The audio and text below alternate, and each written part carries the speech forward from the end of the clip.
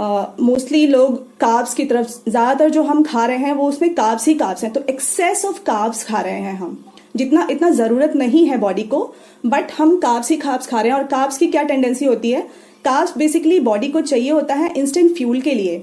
वो जो भी बॉडी के जो फंक्शंस हैं, जैसे हम सांस लेते हैं या हम चलते फिरते हैं, तो जो भी हम काम करते हैं उसके लिए बेसिकली जो फ्यूल, इंस्टेंट फ्यूल चाहिए, वो हमें कार्बोहाइड्रेट से मिलता है। बट अभी क्या हो रहा है, जितना हमें ज़रूरत है हम उससे कहीं ज़्यादा एक्सेस अमाउंट में कार्बोहाइड्रेट्स लेते हैं।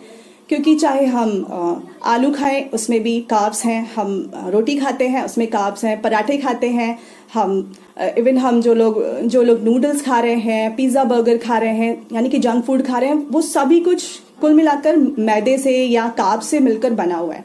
तो ये सारा कार्ब्स आपको बॉडी के अंदर एक्सेस कार्ब्स जमा हो रहा है। और कार्ब्स का क्या होता है, कार्ब्स जब डाइजेशन के प्रोसेस के थ्रू ग्लूकोज में कन्वर्ट हो जाता है, ग्लूकोज के मॉलिक्यूल में कन्वर्ट हो जाता है और बॉडी ब्लड के अंदर फ्लो करते हैं।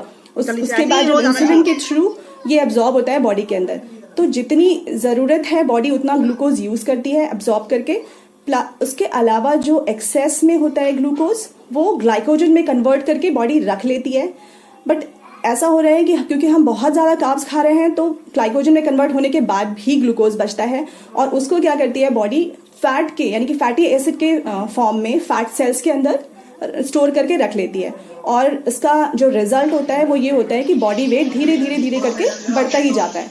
तो बेसिकली कहीं ना कहीं हमारा जो अनहेल्दी डाइट है वो बहुत बड़ा रीज़न है आज की डेट में किसी को भी ओबीज या किसी को भी के लिए भी ओवरवेट होने के लिए। तो